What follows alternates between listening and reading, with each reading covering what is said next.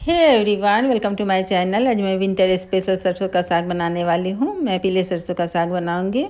ठंड के मौसम में सरसों का साग मक्के की रोटी के साथ खाने का मज़ा ही कुछ अलग होता है। तो चलिए बनाना शुरू करते हैं।